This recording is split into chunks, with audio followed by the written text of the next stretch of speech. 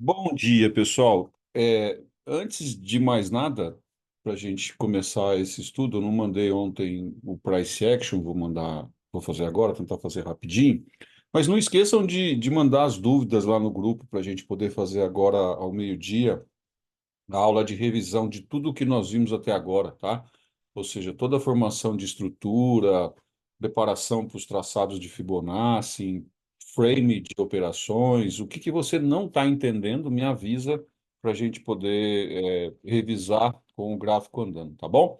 Vamos lá, aqui a gente já começa olhando o S&P e vê essa sombra aqui de volatilidade que aconteceu. Se você abrir um pouco no gráfico do horário e colocar aqui é, a abertura, é, Trump, né? Trump e a volatilidade que lhe é conferida. Estava tudo bem, não estava mais. Então, veja que ele acabou buscando essa região de gap aqui, parou nessa região de um zigue-zague de alta. Quando faz a volatilidade, ele encontra uma escora, principalmente os algoritmos. Aqui foi 20 horas de lá, 10 horas da noite daqui do Brasil. Foi um pronunciamento que ele fez em relação ao México e Canadá, que causou essa volatilidade. Também fez isso no Nasdaq, que a gente não precisa abrir isso. Isso é volatilidade, simplesmente volatilidade. O VIX está trabalhando a 15,8 com um apetite ao risco. 10 anos está caindo 1%, recupera um pouco agora, sentiu essa região anterior. O minério de ferro subiu 0,5% na sessão de Dalian. Os futuros agora operam em alta de 0,38. A gente está aí. Eu e a Laurinha, pelo menos, nós estamos aí numa posição da Vale, e minério encontra uma lateralidade, né? Fez sweep nessa região aqui de 111, chegou no 161 lá em cima, está voltando. Essa região de abóbora aqui também, uma região que segura ele. Vamos ver se ele consegue atacar esse topo anterior aqui, essa região de limite do caixote. O Trump não falou duro com os chineses, não, né? O Brent, ele cai aí, né? O Oriente Médio está chegando numa conclusão de cessar-fogo. Ele está entrando no reequilíbrio desse Fair Value Gap. Lembra que a gente fala, né? Ele toma topo anterior e faz reequilíbrio. Tá vendo? Ele não chegou ao 111, mas tomou o topo anterior, fez o sweep, volta para o reequilíbrio.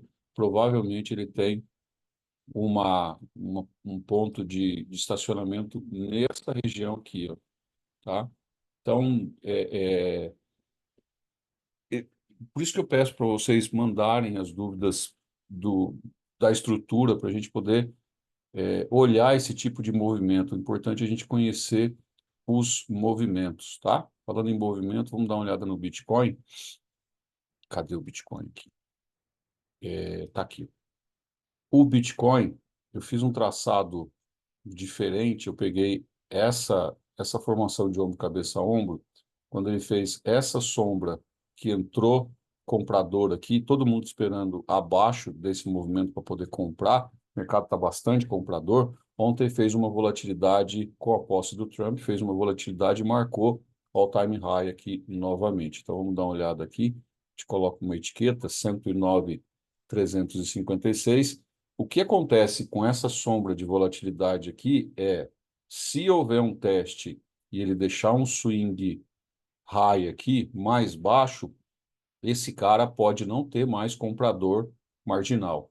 Vamos combinar que 103 mil dólares não é para qualquer um. Então, tem que ter muito incentivo aqui para poder seguir esse rally. Muito provavelmente ele pode querer iniciar um zigue-zague de baixo. Essa zona de preço aqui, entre 81 e 85, ela não foi testada ainda, por mais que a gente teve uma recuperação. Então, os investidores ou os especuladores esperaram o preço abaixo desse equal low aqui, ó, nos 90 mil, e acharam um belo trade aqui, né?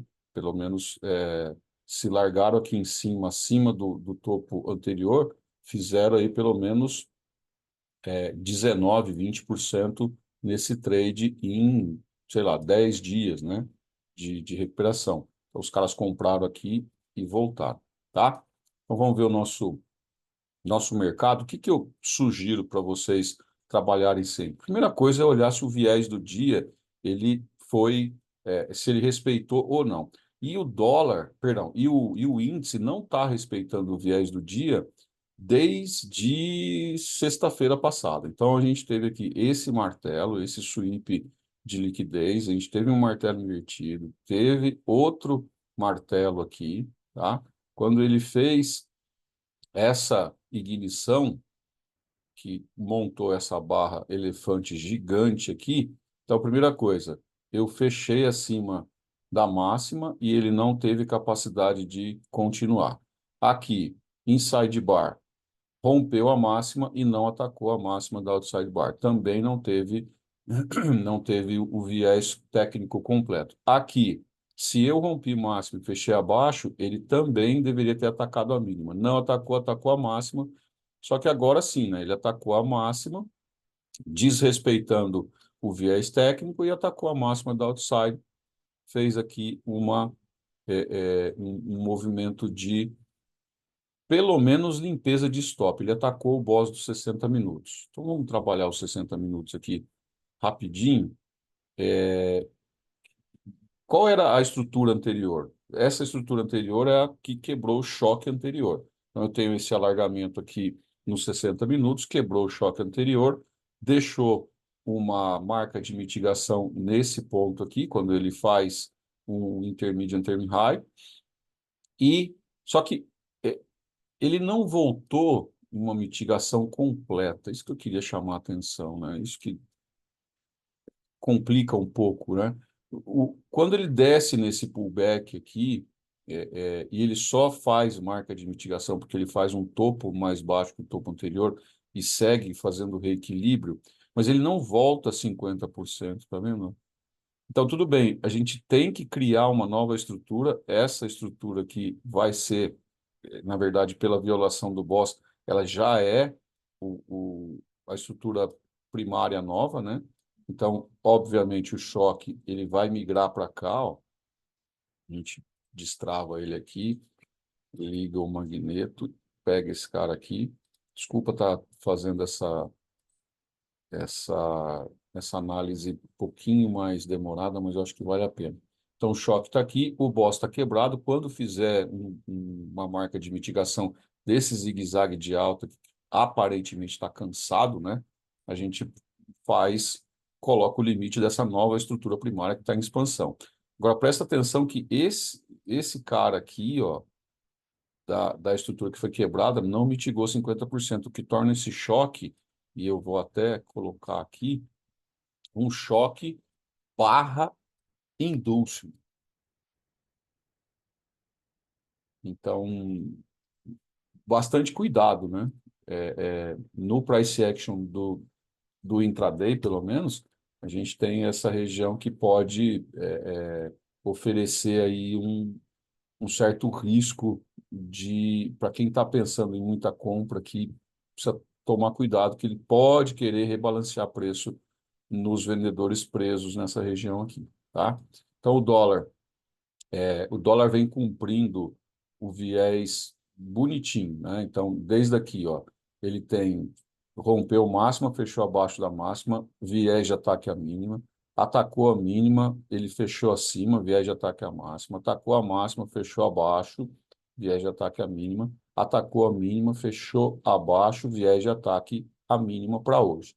Então, se você está pensando no dólar aí, tem viés de ataque à mínima. Ele foi lá, segurou no gap do diário aqui, nessa resistência, pela segunda vez. Ele fez um equal high aqui, deixando o intermediate term high.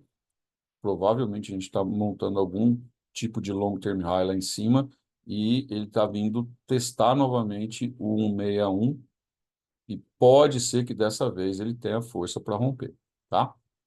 O Ibov, o Ibov fechou acima da máxima anterior, fez o sweep de liquidez, está enfrentando essa região aqui, mas o alvo, como eu disse ontem, na minha opinião, está dentro desse rebalanceamento aqui.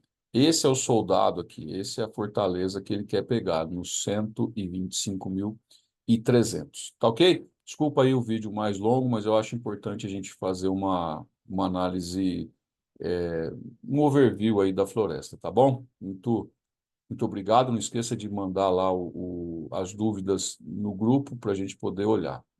Até daqui a pouquinho na sala. Tchau, tchau.